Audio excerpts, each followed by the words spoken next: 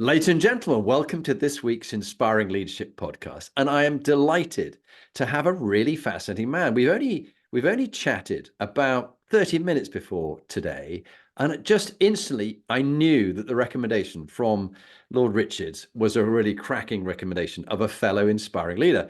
His name is Roland Rudd. He leads the world's largest strategic communications group.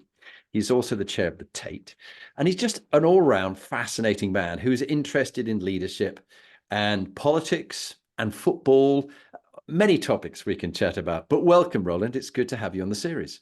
Thank you so much, Jonathan. It's a real honor to be here. Well, you're most kind. Let's have a chat about football, shall we? Yes. I mean, it's key on your mind, and there we were with Chelsea playing Wolves the other day. And it didn't kind of work out. What's happened? Because this is all about leadership, isn't it? What do you think's gone on at Chelsea? It is. And, Jonathan, I was thinking about this. So I've been a season ticket holder for the last 25 years with my eldest son, Rory, who's fanatical about it. And of course, we've had an extraordinary, in 19 years, under Abramovich, we won 21 trophies. So, we were used to winning. I mean, we were there before we won the trophies, but we got used to it. And the extraordinary thing is, I would say, under this ownership, the American ownership, is they've come into a club that was highly successful. It was still a sort of top four championship club when they took over. They ripped it up. They threw everything out.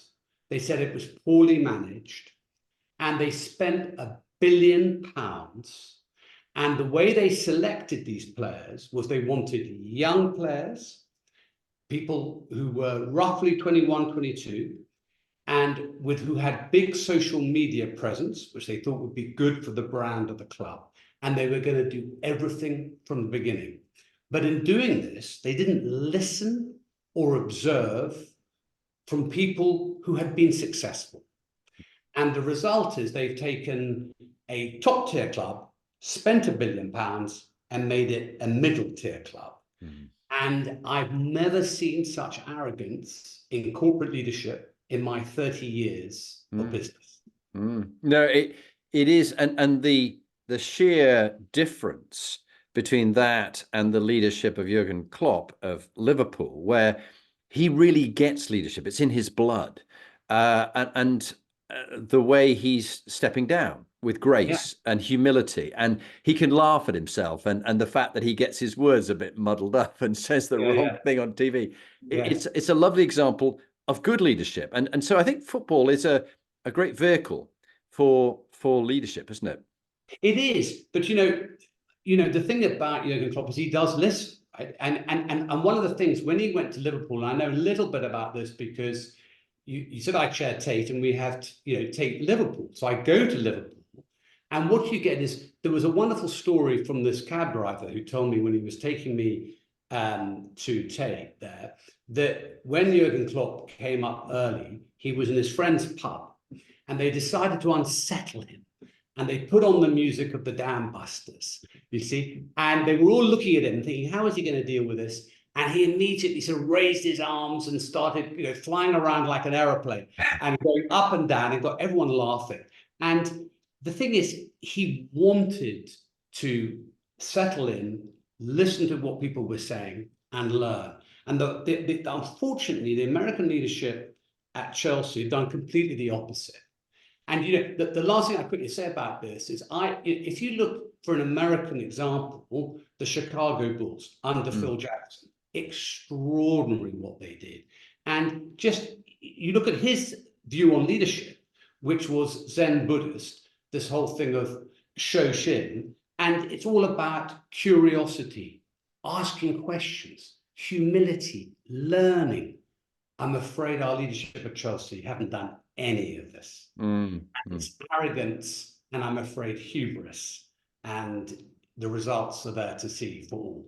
Yeah, no, I think you cover it very well. And it is interesting how sport can be a force for real good in leadership, but also it shows the inspiring leaders, but it also shows what I call the expiring leaders, the ones who sort of suck the life out, if you like, Harry Potter's Dementors.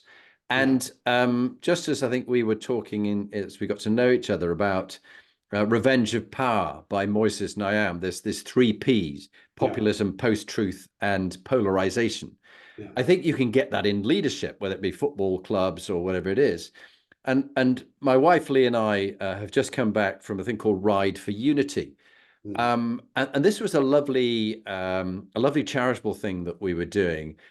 7 Emirates in 7 days cycling through, but it was not really about just the cycling. It was bringing 20 business people, some who'd cycled. We had a Harlem Globetrotter. We had, a colonel from the Italian helicopters who'd got depleted uranium poisoning from the Bosnian War.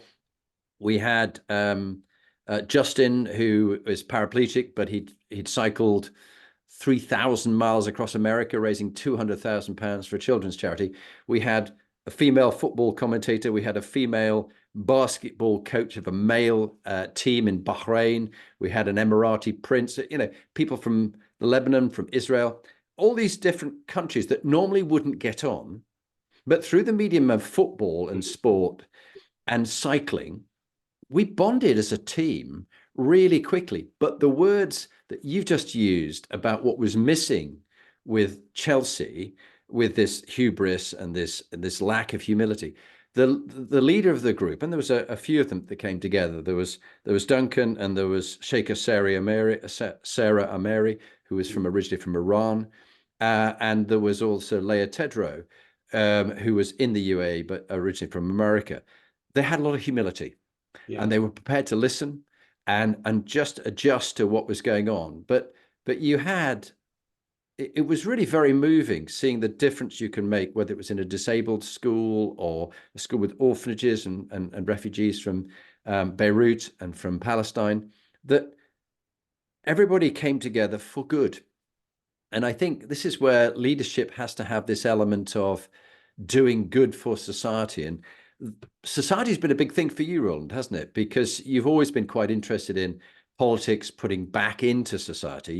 You're a very successful businessman in your own right. Congratulations. You were the founder and chairman of Finsbury, and what you've created now. But you want to give back as well, don't you? It's quite an important part of who you are as a leader. Well, thank you. No, it definitely is. And I think you have to ask yourself, why are you doing something? So, people who, basically start companies obviously they have an idea, and you want to pursue that idea to its best possible outcome. And in doing so, you want to try and attract the best people and create an atmosphere where people actually want to work there, not because they're the highest paid or because the bonuses are good, and you've got to make sure those things are right, but hopefully because they actually like the atmosphere.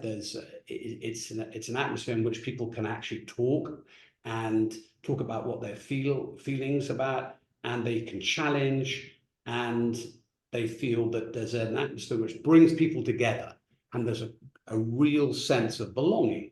And that's what makes the most successful business. And it's the same thing in society, that if you can then find things that you can make a difference in, and actually do things that are actually benefiting society, it's obviously beneficial to you personally. And I think you'll probably be better at what your day job is if you can actually encompass the other things as well, because you've got more to give.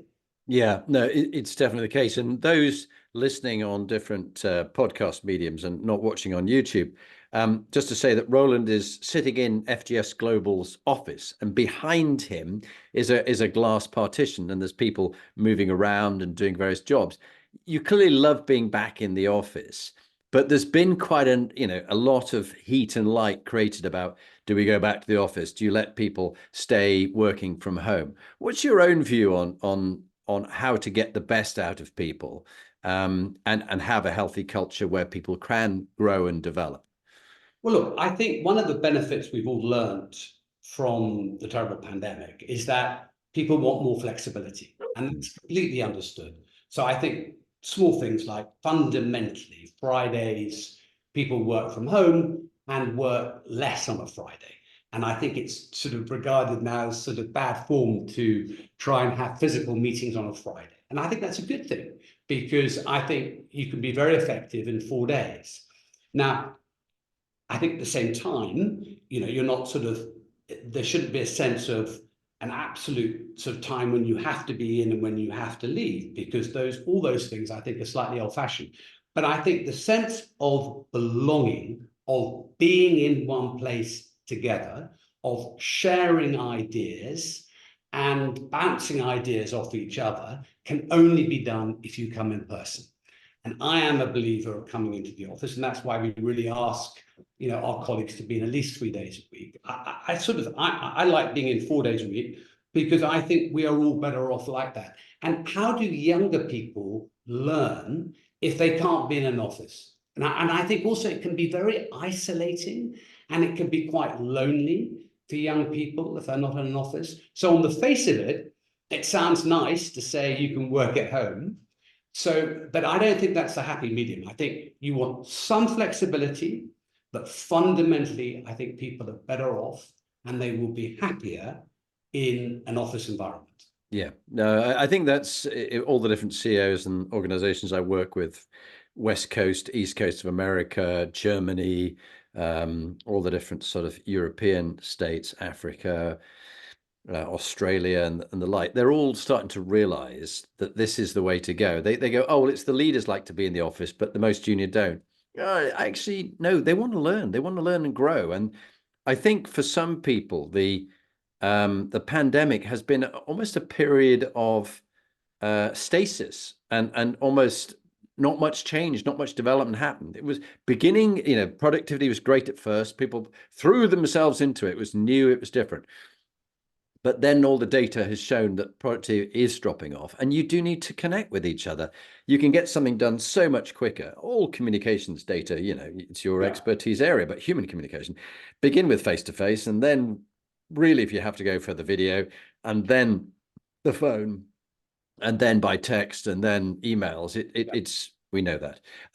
Changing the topic, because the whole theme of our talk today is inspiring leadership. You've had the good fortune of working for some great leaders or hiring some great leaders, and also you've had a few of what we described as the expiring leaders, like the ones who came from the States and took over Chelsea. But if you're thinking about two inspiring leaders, who would you pick, and what are the qualities that stand out for you, Roland? Well, I would pick out Roger Carr, who is an extraordinary leader. When I first met him, I was actually on the Financial Times reporting on mergers and acquisitions, and I was covering conglomerates because they were particularly acquisitive, because by their nature, they were looking to find new companies. And Roger was one of the leaders of a company called Williams Holdings, and it was his job to make the companies they acquired actually work in terms of the integration. And I did the sort of first interview on him, and it was just about the right. It asked questions, but it wasn't too critical, but it wasn't too flattering. So we actually struck up a good relationship on the back of it. And Williams Holdings became one of my first clients when I set up at the end of '94. And he's really been a friend and mentor and client ever since in various guises. And it's been fascinating because, I think what he's brilliant at doing is he's got one of those brains where he can look at the problem, he can analyze it, and then he can articulate it very clearly and get people to follow in that. And he's also been unusual in being an effective CEO, but also an effective chair, because the two roles are very different. And for him to be chair of a public listed companies, as he's been more recently of British Aerospace, but many others, including Cadbury's, you've got to be able to allow the CEO the space to actually execute, because that's not his role, but you want to provide the sort of leadership in terms of the reputation of the company and the stakeholders who are key. And I think he's been great at that. And I think at the same time, he really is interested in people. And I think that's been a key one. So he's been an incredible leader. And then more recently, I've been amazingly impressed with Maria Borshaw, who I work with at Tate, who's the director of Tate. And what she does so incredibly well is has this great vision for actually not just increasing the numbers that come through Tate. We're the most visited sort of art gallery museum in the Western world.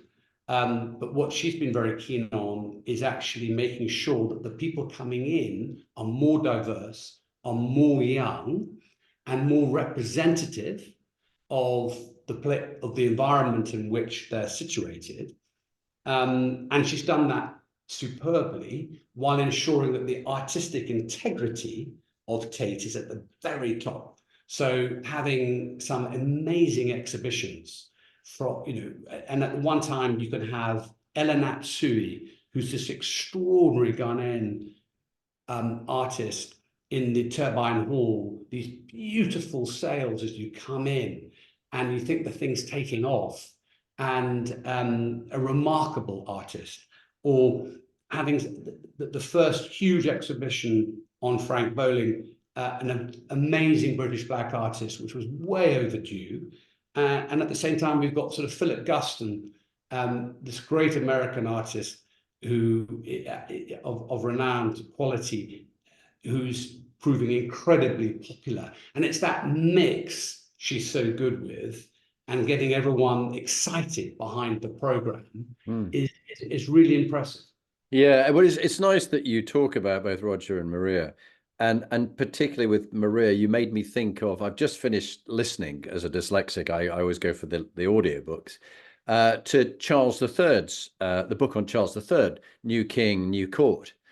And of course, having read Spare about Harry, and of course, having a connection with him and his military service, it's nice to hear another side, but balanced, without having a go at Harry. But what was so interesting to me was Charles has been the king, should I say, rather than just Charles. But yeah, he's been ahead of the curve on so many things, from the environment to the diversity of people he's involved in what he does, and supporting different communities around the world, that people don't know much of what he does and sort of see him as some diehard from another age. And no, I think he's well ahead of his group. So it's a book well worth reading and listening to. Have you? Definitely get it. Yeah, I'd yeah. love to. I would recommend it. But let's moving away from King Charles and his life. Let's move on to yours, because I was always taken. My parents-in-law lived next door to Colin Powell when they were military brigadier, and he was a next-door neighbor, and they went to each other's houses quite often. And he wrote a lovely book when he was alive called It Worked for Me, in leadership and in life. And that's a lovely phrase, because as we talk through today, I want to hear things that have worked for you, stories that have worked for you. But particularly, people are interested in your life. It might work for you, it won't probably work for somebody else. But what shaped you into the successful leader that you are today, running the world's largest strategic communications group, but also the other things you do? And you have such a wide and varied interest in things. Where did this come from? What was the upbringing? What were some of the highs and the lows in your journey? Just take perhaps 5 minutes or so to just tell us the story, really. Well, so like you, I am also dyslexic, and I think it definitely made me determined to get on. And I guess I was also very keen to be president of the Oxford Union, because I love debating and public speaking. And that was fine as a goal, but I didn't have anything like the academic qualifications I needed to get there. So I would say nothing came easy. I worked hard, and the way I got through my dyslexia was really by reading a lot, and reading about politics and history and theology and philosophy, of sort of the areas I've really sort of focused on.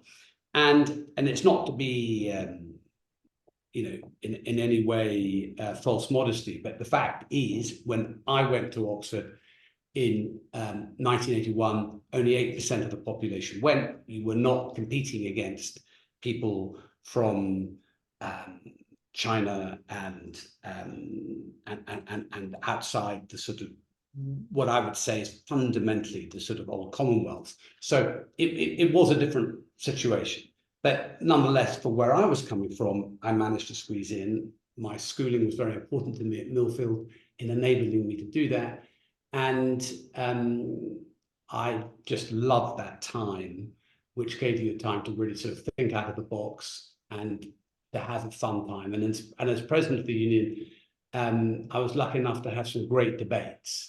We had a brilliant one on nuclear disarmament, and I had Jerry Falwell, the leader of Moral Majority, which was the sort of, they'd started sort of bankrolling Ronald Reagan, and it was the beginning of the evangelical fundamentalist Christians who are so important in American politics today. But he was the first. And I had the then Prime Minister of New Zealand, and he was interesting at the time, David Lange, because he had called, he basically, when he won the election, he said New Zealand would be free of nuclear weapons. And that meant no American warship could dock in New Zealand waters unless it said whether it was carrying nuclear weapons or not. And the Americans refused, and so you had a standoff between, one member of NATO with another member of NATO. So it was a fascinating period. And we also had another interesting debate over Nicaragua, and we had at the time, Daniel Ortega was president. He's actually president today, which on one sense makes me feel young, but on another sense tells you how bad Daniel Ortega is. There have been quite a few in between, but he wasn't so bad when I was president, because he was the Sandinista, and I had his vice president, Sergio Ramirez, who was utterly brilliant, who's now unfortunately not allowed into the country because he's broken with Ortega.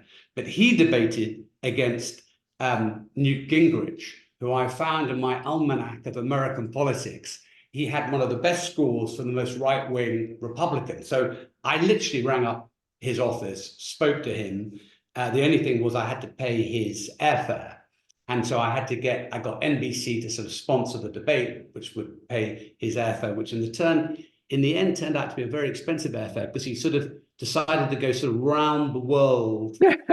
He got to London. But anyway, he was worth every penny, because he also listened, because he took us out for sort of a group of us out for lunch beforehand. And I remember him talking about the communist this, the communist that. And we said, honestly, Congressman, it doesn't go well to talk about communism in Oxford today.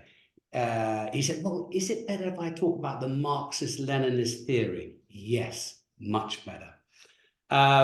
Anyway, and also that by very chance, I'd invited Petra Kelly, who was the leader of the Green Party in Germany, and she asked me to send her the Oxford Union rulebook, which I sent without even looking at, which was so stupid of me. But of course, it was unbelievably chauvinistic.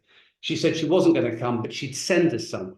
And to my sort of eternal shame, she sent me Joseph Beuys, who really was probably the most famous German artist of the time, and one of the great post-war German artists and modern artists of all time, I could make an argument for. And there he was debating, and the truth is, really, none of us realized just how significant he was.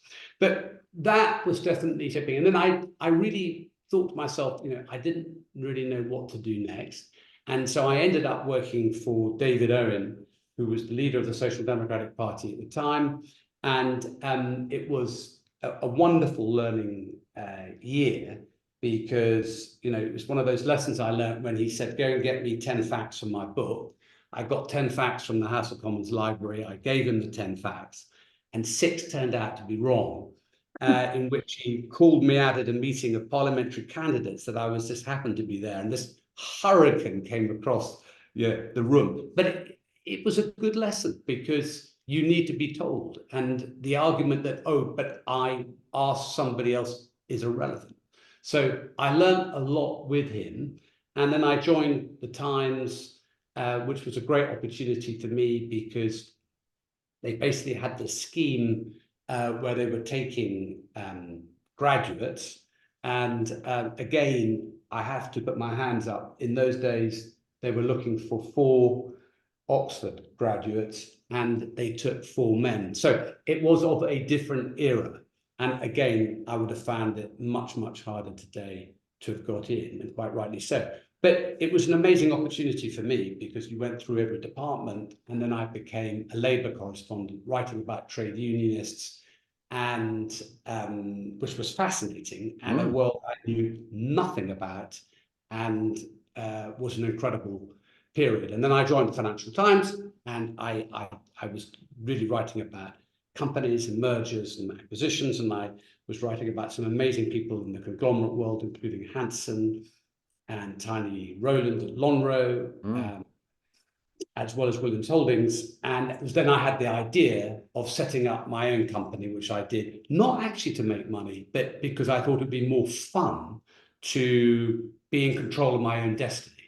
And so it was opportunistic and fun, and my father helped me enormously with ideas.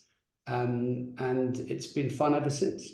Well, what a great story. And talk about father. I mean, the values and the principles that you live by today, I presume they came from your father and your mother. Definitely. I mean, my father, funny enough, without really knowing it, I've sort of followed his footsteps many times because he had been a financial journalist. He was at The Guardian, and he actually in 1956 he was asked to cover this maritime press conference, which he did rather reluctantly because no one wanted to go. And of course, it was the announcement of the Suez crisis. So he had a rather fascinating run there. And then he was the number 2 on the City desk. And then he went into stockbroking and set up his own stockbroking firm. And so I did, in a way, my life's been very similar in the sense of Times, Financial Times, and then setting up a financial communications company, very similar. And he also loved art. And, he took me around Tate when I was very young. And I remember saying to him, look, Papa, I really don't like pictures. And he said, darling, that's fine, but one day you will. And here I am as chair of Tate. So I definitely proven that I like pictures. And my mother was a great believer. She also had, she'd met my father at Oxford. And so, they were both the type that she didn't work. She did things that were charitable. So she was a justice of the peace. She was hugely involved in her church. And she was a great believer in trying to make things better in society and volunteering, really. And her great love, apart from that, was opera and Wagner. And I think, I remember sort of when I was really young going to bed and hearing Valkyria and the blasting across into my bedroom and talking about that. And she used to sit at her desk, writing out the forms for Bayreuth and getting tickets every 10 years. And I think all the things I've done, if she was alive today, to see that I was actually on the board of Bayreuth, that would have been for her the best, because we used to go to Bayreuth and they were wonderful trips together. Yeah, well, no, you make me smile because my wife just celebrated her 50th, and I took her for a treat to Prague. And, and while we're in Prague and having a lovely dinner, which is just down, there's a wonderful restaurant just down by the bridge, the Charles Bridge, with beautiful views. The night before, we went to almost like a little private sort of extracts from certain operas, Mozart operas, and they were all dressed up and they were doing little extracts for it. And it was just such a joy that we said we really enjoyed that. But Wagner, that's a longer patience is required. Thinking in your life, you've had lots of highs, but also there's been some dark moments. And as one leader said to me, Jonathan and I learned so much from my mistakes and some of the difficult times that I think I'll go and make a few more. What would you describe as a story with a dark moment for you and what you learned from it as a leader? Well, I remember that when I was a journalist, fun enough, I got to know Tony Blair when he'd just been promoted to the shadow cabinet at Energy. And so I got to know him then, and we built up a little bit of a rapport on stories, because it was a fascinating period, and he was stopping the government from privatizing the sort of nuclear industry as it was at the time, as well as those nuclear plants that need to be decommissioned. But then he went into employment, which was really interesting. And I remember he told me a whole series of things that he was planning to do, but said, look, this has got to be completely confidential. And I said, absolutely, I'm not going to say anything. And later on, I met his deputy, Henry McLeish, and he then told me even more directly that they were going to get rid of they were going to no longer support the closed shop, where you had to be a member of a trade union in a particular industry. This was enormous in terms of defining the future of the Labour Party. And I wrote the whole thing up, and it caused an absolute huge thing in the party. People were furious, and but he had told me. But I do remember what Tony Blair said.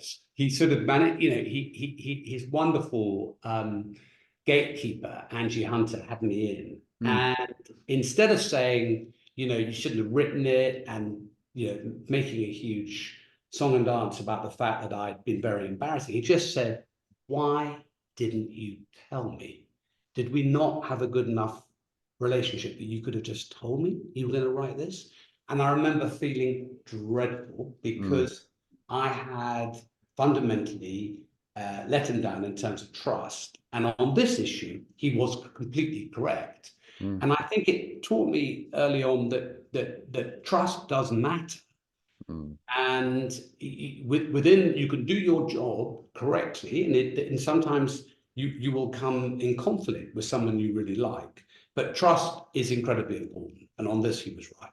Yeah, it taught me an important lesson. But I think the other thing is, in moments of time, when I was trying to become president of the Oxford Union, I actually failed the first time to Mel Stride, who's the pension secretary now. And at the time, I was the librarian, and I was expected to win. And I suppose rather arrogantly, I thought perhaps I was the better speaker. But Mel had put together a brilliant political operator machine, and anyway, he beat me for it. And I remember for being about a week of feeling really bad every time I wake up in the morning. But it's good, if you can, to have defeats and to have moments of darkness, early on in your life. I think the harder it is to deal with failure, the later on you leave it. And so if things come up later on in life where things haven't gone well, then it's much easier to deal with it if you've actually had a taste of it earlier on in life. I think that's a really apt point. And there's always three questions which I like to ask CEOs. Question one, when was the last time personally you were dead wrong? Question two, how quickly did you realize and act on it? And question three, how quickly did you apologize to the people that it affected? And I remember one particular CEO who went, do you know what, John? No, I can't think of a time I've ever been wrong. Or maybe 1974, but no, it wasn't my fault. It was somebody else. And I thought, that's a problem. Houston, you have a problem. I tell you, the other thing, Jonathan, is the inability to apologize. Yeah. Apologies are incredibly important, and they should not be so difficult. And actually, in this, in work, we've worked with Shell for a long, long time on and off of projects. And there was one guy, Phil Watts, and they'd had this problem on the reserves because they had not given the actual number correctly, and it had caused real problems. And it was very unusual those days to actually come in and actually see the executive chair. You've gone right through all the hierarchy. And I was finally in this room, and he said, okay, fine, I'm going to come up with this, yes, if I misled people, if people feel I was, that I did mislead them, then I regret the fact. And I said, Phil, let's stop right now. There's only one thing worse, right, than refusing to apologize, which is giving the half apology. which is giving the sort of, if I offended anyone, if you thought I didn't tell the truth, if for some reason your nose has been put out of joint, then I sort of regret it. No, don't do that. Why don't you just get up and say, I regret nothing. Okay, well, I can't possibly do that. Well, then you either apologize or you don't. And we've gone back and said that many times in many situations. Yeah. And if you're giving that advice, you've got to be able to do it yourself. Well, particularly for a group like yours, which covers all aspects on the sort of PR strategic communications, you're constantly having to dig out somebody who's got a dreadful story. It's all gone horribly wrong. Yeah. And this is where, as you say, back to trust. And I know when I've broken trust, it's stuck with me such a long time, because it is the basis of everything. We'll come on to in a moment about morals and values and beliefs, and whether people can consistently know that you are a man of your word and you will do it, but that we are also human and we make mistakes and we have to admit it as early as possible. I mean, my old sergeant major said, so if you've made a mistake early on, tell me early, I can put a plaster on it. But if you leave it 6 months, it's gone gangrenous. I'm going to have to saw your limb off, which was a grim image. Thinking back to you as a young man, what bit of advice do you wish you had when you started out, knowing what you know now, with the wisdom of hindsight? I think I would say, you can afford to be bold and afford to take risks, and because the downside's never as bad as you think. And that if things do go wrong, and if you fail at something or you have some problem that could become public, it always passes very quickly. And therefore, again, you shouldn't be intimidated from doing what you think is right because you're frightened of the consequences. Yeah. This too shall pass. Isn't that famously what King Solomon's slave would say to him as he stood beside him and said, "Sire, this too shall pass. Whether it was good news or bad news, it will pass eventually." Exactly. Back onto the morals, which is such a trust and respect, and being kind is a thing which I think you've thought of. Just a situation where things haven't worked for you, and you learned something about it going back to your values that you normally espouse and stand by. Yeah, I think the thing about kindness is that it's not something that should be just trotted out or a box ticking. It's something that's meaningful, because fundamentally you can only create environments in which people really succeed and do their best when they're happiest. And so you won't be able to coerce people to do their best. People aren't at their best if they're working all hours and don't get enough breaks or time off and time to enjoy their families. And you are at your best where people feel the environment is one in which they can speak up. And kindness is at the key of this, because if you're kind, then you get a much more productive outcome. Yeah. And it's not just a moral quality, which I think is incredibly important. It's also a practical quality.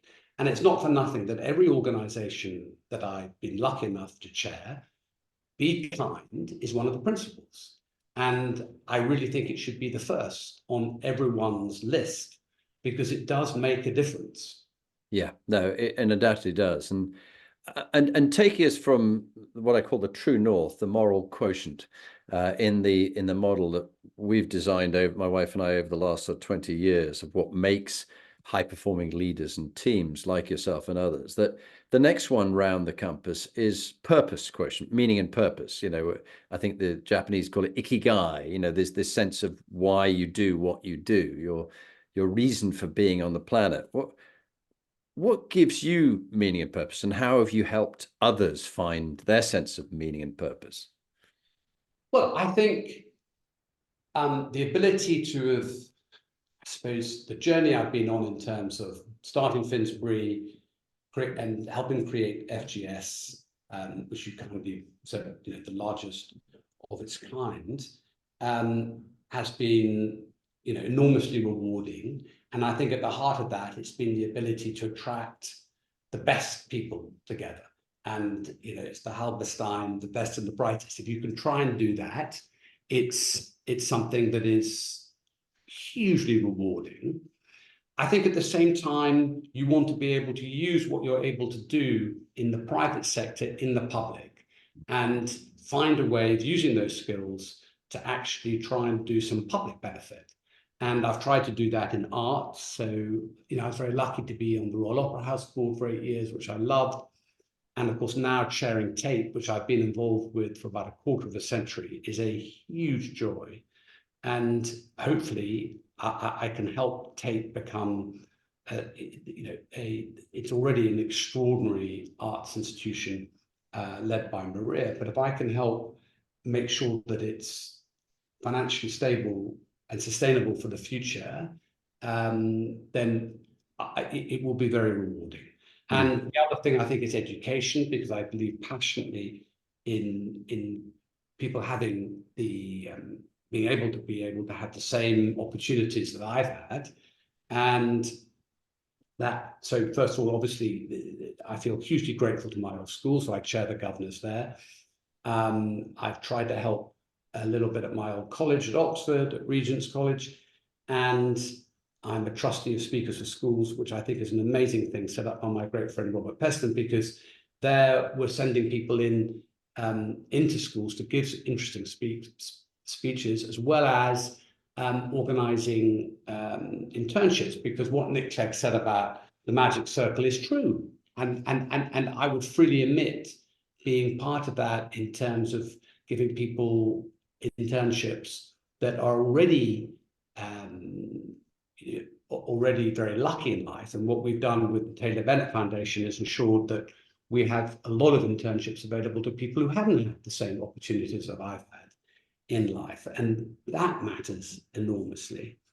And so I think if you're able to find those things, and then I'm an ambassador for the Alzheimer's Society, which is something I believe in passionately, and did a campaign with Jeremy Hunt when he was health secretary to get 2 million dementia friends. And I think if you're able to have those opportunities, I just think it makes one a happier person, and hopefully, therefore, you are more beneficial to all the organizations in which you work. Yeah, I mean, beautifully put. And I think that sense of meaning and purpose, and then also being able to give back from a position of what's helped you over the years and what's got you there. The other thing we talked about, the third area around the compass, is health quotient, which is often not included in many leadership models. But your mental, physical health and well-being is very important. Your son, Rory, you and I were talking about him and food and talking to you about that. But what's your tip to people about looking after your health and well-being, particularly when they're as busy as you are as a senior leader? Well, the interesting thing is that a lot of medication is based on cure from when you've got a problem, a health problem. And what we don't really think about so much is prevention. So, and the heart of prevention is actually being fit. So if you're actually into physical exercise, you are already taking huge strides in trying to prevent a whole host of diseases that are coming your way.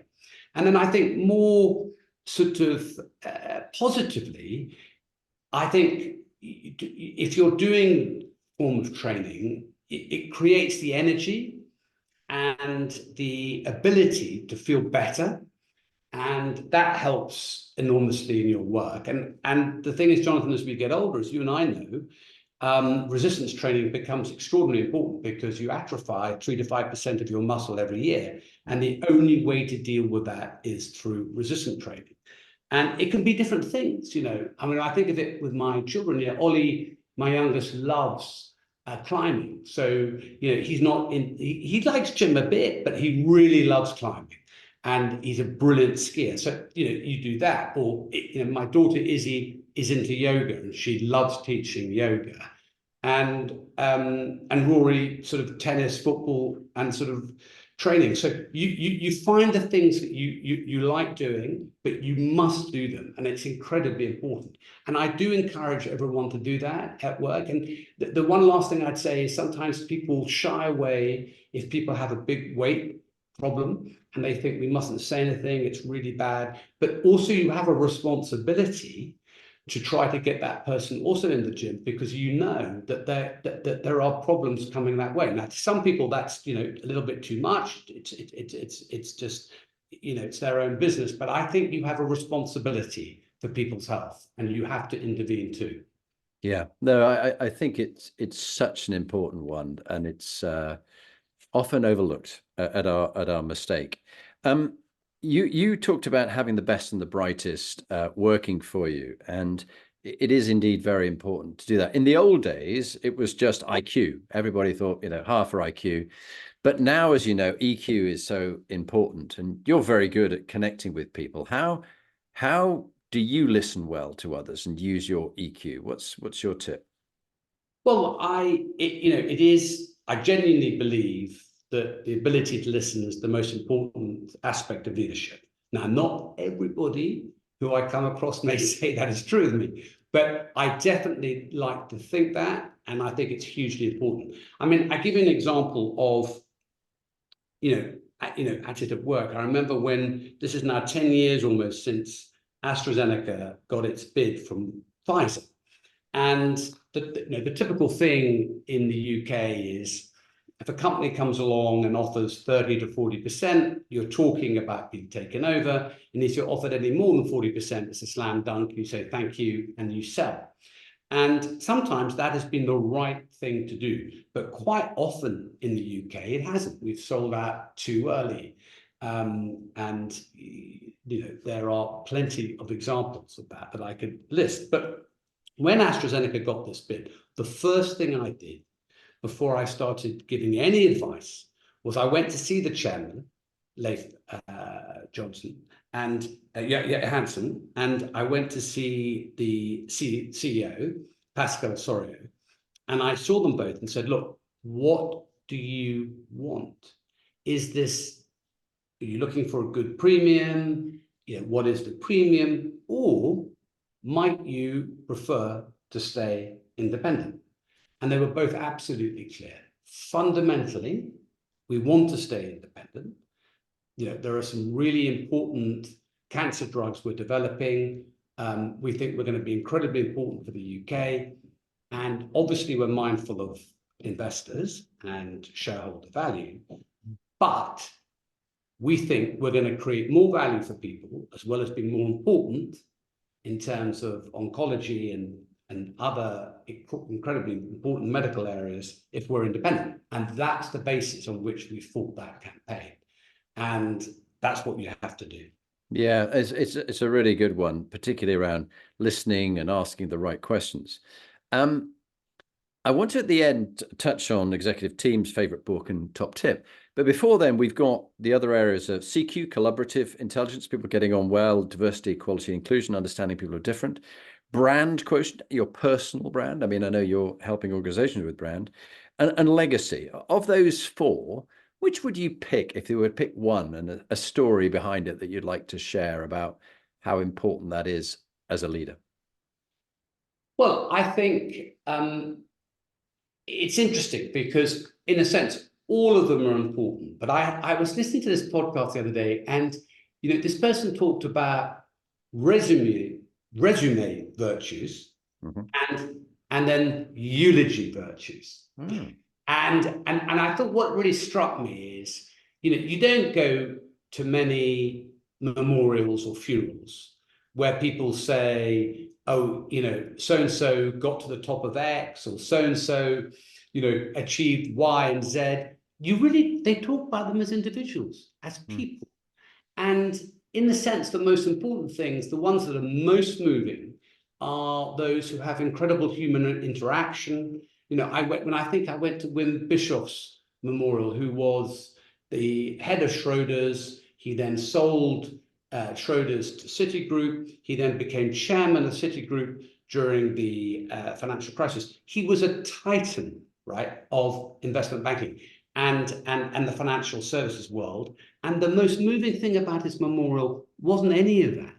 It was about his relationship with people and how he tried to, how he interacted and how he looked after people. And so I think the most important things in life are not the CV achievements. They're actually things you can do with people and what you've done for people. And ultimately, I guess, for me, what I've done as a father, and that's definitely work in progress. But I think all of those things are going to be more important than my CV. Yeah, and that's so true. I mean, I was mentioning to you, my wife went to her uncle's sort of get together in church after the funeral, which we were away in the UAE when it happened. But here was a man who 4.5 months into his life got polio, but died around about 80. So he lived much longer than people with polio normally did, but was always in a wheelchair. But people never remembered that. They remembered the kind of person he was. He was always very cheerful. He worked in the background, actually had a key role to play in the Good Friday Agreement, quietly in the background from where he was. But people never knew that. It was just something he just quietly got on and did. But they always remember how cheerful he was. And I always remember him as going up with his sticks, with his polio, to a 5-bar gate and doing a gate vault. He literally threw his body over it and landed the far side, picked his sticks up and carried on going. What a character. What a character. Let's talk about teams and leadership. You know, you've had to make some tough decisions, fire people, hire people. I remember my old brigadier said, Jonathan, my job is 3 things. I've got to find great people and develop them. Then secondly, I've got to develop them. And thirdly, I have to help them find their happiness elsewhere if they're not the right people. What would you say is a tip to people around turning around a toxic team when a team or an individual has gone toxic? How do you turn around a toxic team? Yeah, I think it's hard. I think the most important thing, though, is to be upfront with people. And I think the worst thing management can do in any organization is to sit on problems, hope they're going to go away, and then sort of lose patience and sort of blurt out, it's not working, you're going to have to go. And I think that comes from weakness and an unwillingness to confront things. So I think the best way is always to be upfront and to give people the opportunity to change. And I think it's incredibly important that everyone has that opportunity. And so I do think going through stages is not a procedure or red tape. I think it's just about behaving decently and giving people opportunities to respond, because a lot of people can respond. A lot of people can change things. But having given that opportunity, if they don't take it and things don't change, then you do have to move those people, because if you don't, you're sending a very bad signal to everyone else, which is you don't really care about standards, or you don't care about bad behavior. And that in itself can be very toxic for the overall organization. So ultimately, you do have to make tough decisions, but not straight away. Yeah, very well put. And of course, as a coach to CEOs and boards and top teams, I am sometimes asked to come in and help someone change their behavior or become more aware of it. And that's where 360 feedback, often they're sometimes oblivious of the impact that they have on other people. And in a kind way, confronting them with how they are perceived and getting them to realize that they have a choice to change and there are consequences if they don't, does in many cases get them to change. But there are occasions where I say to the organization, I think this person is on the white collar psychopath spectrum and you're never going to change them. They're always manipulating and twisting things. So actually they need to go, and they need to go quickly. So, but I'm with you. I think in 80, 90% of the time, many people just haven't had any development in the military. We were looking back at this the other day, 43 years since I was at Santos as a cadet. And they must have spent £250,000 on me over 20 years, developing me, courses, staff college, all the rest. Whereas many leaders in business, if you spend £20,000 on someone over their whole career, you think that's a lot of money. But they're often promoted into a job and there's no development. What do you try and do, Roland, for bringing on your own people when they get promoted or you give them a bigger role? Well, I think the important thing is that they need to be mentored. That's an obvious point. But secondly, they need to be exposed to situations where they're being challenged and they're having to think for themselves and they're having to operate at a higher level. And that's, of course, it goes, without going over what we said earlier about the importance of being in an office, because you could listen to people who have done this for years, only if you see them in action and hear them in terms of the advice they're giving. So those things are incredibly important. So I think it is learning from others and being mentored and being put in situations and coming to not just pitches, but also team meetings where you're meeting the client and the chairman and the CEO, because these are hugely rewarding for young people when they're part of a team. Yeah, very true. Now, you've read widely on theology and philosophy, psychology, politics, a whole variety of topics interest you. But if you were to pick a book that you've read in the last few years on leadership that you go, or it could be a biography on someone that you thought, that's a really good one, that you want to recommend to people, what would you recommend? Well, I do read around both books, and there have been some really, I'm reading a very interesting book on behavior and another interesting book about split the difference, about the art of negotiating. But the book I really love is this book by Robert Caro on Johnson. He actually wrote 4 books so far, and he's doing a 5th. But he has a wonderful phrase about, power reveals, because the extraordinary thing about Lyndon Johnson was that he didn't just go along with this whole segregation of Jim Crow. He was an out-and-out racist until he got power and decided to end the racist system in America. And the book I really love is Master of the Senate, because it gives you first 100 pages. I think it's the best 100 pages probably anywhere about how the Senate works and some of the extraordinary stories of senators in the past. And then it talks about how he made being, leader of the Senate into an extraordinary job. And he became, as the book says, the master of it, and he got legislation through. And so therefore, he knew how to get legislation through in which every other president who'd wanted to have some form of civil rights reform couldn't manage it. And how he did it and how he used his own personal persuasion, powers of persuasion, is just a joy to behold. Okay, well, I'll have a listen. And it's called Master of the Senate. It is, yeah. By Caro, did you say? That's right, Caro, C-A-R-O. C-A-R-O. Brilliant. Okay, lovely. I will definitely have a listen to that. I'm sure there's an audio version. So we've now come to the top tip. What I'd ask you is, would you just say who you are, what you currently do, and what your top leadership 3 tips are? I'm Roland Rudd. I'm founder and chair of FGS and chair of Tate. And my top tips are the following. First of all, be focused. People have a habit of wasting a lot of their time on doing things they don't actually need to do. And it's easy to get distracted and to do things that actually other people can do better than you. So be focused on the task. Second is be effective. To be effective, you've got to make decisions. You hope that most of your decisions are going to be the right ones. Some will be wrong. And hopefully you'll make them 7 out of 10 will be right.